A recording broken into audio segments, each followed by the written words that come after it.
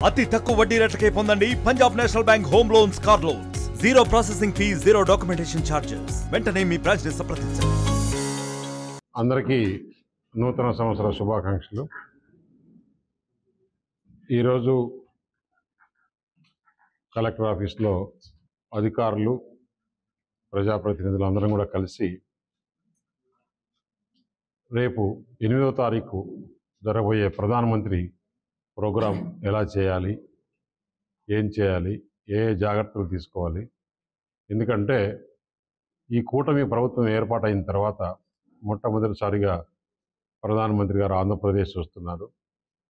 ముఖ్యంగా అనకాపల్లి జిల్లాలో ప్రోగ్రామ్స్, ఒకటి నక్కపల్లి ఫార్మా SEZ ఫౌండేషను, రెండవది NTPC హైడ్రోజన్.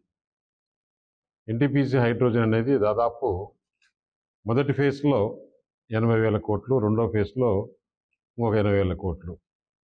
అలాగే ఫార్మా SEZ అంటే మనం SEZ ఇన్ఫ్రాస్ట్రక్చర్ కేంద్ర ప్రభుత్వం దాదాపు 2,000 కోట్లతో ఇన్ఫ్రాస్ట్రక్చర్ చేస్తుంది.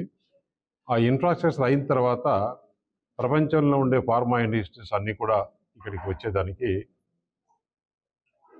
వాళ్ళు చూపిస్తున్నారు. అక్కడ ఇండస్ట్రీస్ డెవలప్మెంట్ అయితే ఎంప్లాయ్మెంట్ జనరేషన్ వస్తుంది. ఈ అనకాపల్లిలో ఏదైతే ఎలక్షన్లో చెప్పామో ముఖ్యంగా యువత ఎక్కువ ఉన్నారు, వారికి ఉపాధి అవకాశాలు కల్పించాలని చాలామంది ఇండస్ట్రీస్కు ఇక్కడ ఇంట్రెస్ట్ చూపిస్తున్నారు. ఎందుకంటే కూటమి ప్రభుత్వంలో ఈ పరిశ్రమలు పెట్టేదానికి మంచి వాతావరణం ఉంది.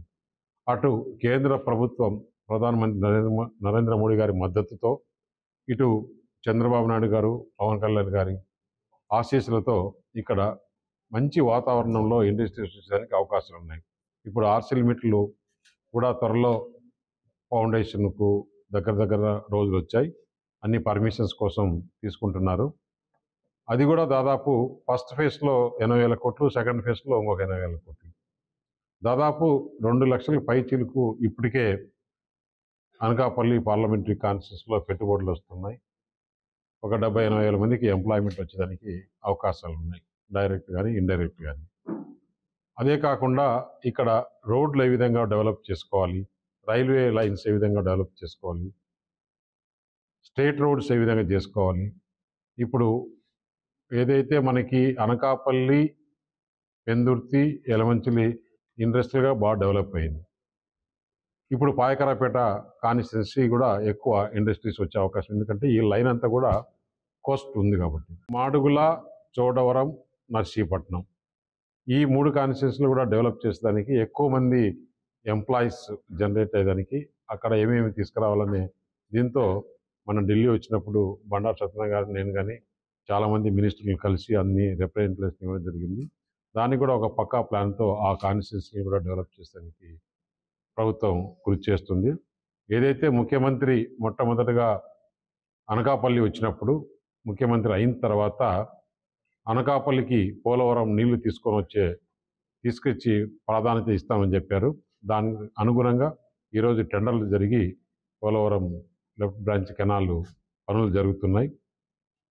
ఒక 1 ఇయర్ లోపల, నెక్స్ట్ సీజన్ లోపల వాటర్ ఇక్కడికి అనకాపల్లి వరకు తీసుకొచ్చేదానికి ప్రయత్నం జరుగుతుంది. టెండర్లు పిలిచి పనులు కూడా స్టార్ట్ అయింది. ప్రాధాన్యత ఈరోజు భారతదేశంలో అనకాపల్లి పార్లమెంట్ మనం చూస్తే ఇంత పెద్ద ఎత్తున ఇండస్ట్రీస్ అనకాపల్లి కాన్స్టిట్యున్సీకి రావడం ప్రధానమంత్రి గారు కానీ, ముఖ్యమంత్రికి కానీ, పవన్ కళ్యాణ్ కానీ వారికి ప్రత్యేక ధన్యవాదాలు తెలుపుతూ రేపు జరగబోయే మీటింగ్కు భారీ ఎత్తున అసలు కనీవిని ఎరగని రీతిలో ఒక సాంస్కృతిక కార్యక్రమాలతో మంచి కార్యక్రమం ఏర్పాటు చేసి రాబోయే రోజుల్లో ఆంధ్రప్రదేశ్లో కానీ, ఇటు అనకాపల్లి ముఖ్యంగా ఇంకా కూడా ఇండస్ట్రీలు డెవలప్ అయ్యేదానికి, ఇక్కడ ఒక ఇండస్ట్రీలోనే కాకుండా అన్ని రకాలుగా కూడా ఇప్పుడు కేంద్రీయ విద్యాభవన్ ఒకటి మనకు అనకాపల్లికి వచ్చింది. ఆ ఒకటే కాకుండా ఈ సంవత్సరంలో ఇంకో 2 కూడా శాంక్షన్ చేయించడానికి మేము ప్రయత్నం చేస్తున్నాం. ఒకటి దానికి మాడుగుల, ఇంకొకటి మన యలమంచిలి ఎమ్మెల్యే గారు యలమంచిలిలో కాన్స్టిట్యున్సీలో పెట్టాలి. అక్కడ ఎక్కువ గవర్నమెంట్ ఆఫ్ ఇండియా ఇండస్ట్రీస్ ఉన్నాయి కాబట్టి అక్కడ కావాలంటున్నారు. తప్పకుండా దాన్ని కూడా చేసేసుకొని, మాడుగుల్లో కూడా ఇప్పటివరకు కూడా ఇంజనీరింగ్ కాలేజ్ లేదు, అక్కడ మంచి యూనివర్సిటీ తీసుకొచ్చేదానికి కూడా మొన్న బండా సత్యనారాయణ ఢిల్లీ వచ్చినప్పుడు మేము అందరినీ కలవడం, రిప్రజెంటేషన్ ఇవ్వడం జరిగింది. ఇక్కడ విషయాలను కూడా వివరించడం జరిగింది. త్వరలో కూడా మాడుగుల్లో ఏదైతే ఎలక్షన్లో చెప్పిన ప్రకారం ఈ కూటమి ప్రభుత్వం, ఎందుకంటే డబుల్ ఇంజిన్ సర్కారు ఉంటేనే ఆంధ్రప్రదేశ్ బాగుపడాలంటే అని మనం ఎలక్షన్లో ఏదైతే చెప్పామో దానికి అనుగుణంగా ప్రజలు ఆంధ్రప్రదేశ్ బాగుపడాలని భారీ మెజార్టీ ఇచ్చింది. కాబట్టి మా అందరిపైన బాధ్యత ఉంది. ఈ ఆంధ్రప్రదేశ్ని చెడిపోయిన ఆంధ్రప్రదేశ్ని జగన్మోహన్ రెడ్డి ఏదైతే ఈ ఆంధ్రప్రదేశ్ని చెడిపేశాడో ఆ ఆంధ్రప్రదేశ్ను బాగుపరచడానికి అహర్నిశలు అటు ప్రధానమంత్రి కానీ, ముఖ్యమంత్రి గారు కానీ, డిప్యూటీ ముఖ్యమంత్రి పవన్ కళ్యాణ్ గారు కానీ కృషి చేస్తున్నారు. వారికి ఒకసారి ధన్యవాదాలు తెలుపుకుంటూ, మొన్న క్యాబినెట్లో శాంక్షన్ అయింది. దానిపైన నేషనల్ హైవేస్ ఆర్డర్ కూడా ఇవ్వడం జరిగింది. దాని కూడా త్వరలో పనులు ప్రారంభమవుతాయని తెలియజేస్తున్నాం. అది కాకుండా అనకాపల్లి నుంచి రాజమండ్రి వరకు కూడా 4 లైనే ఉంది. 6 లైన్ కూడా ఇప్పుడు టెండర్లు పిలవబోతున్నారు.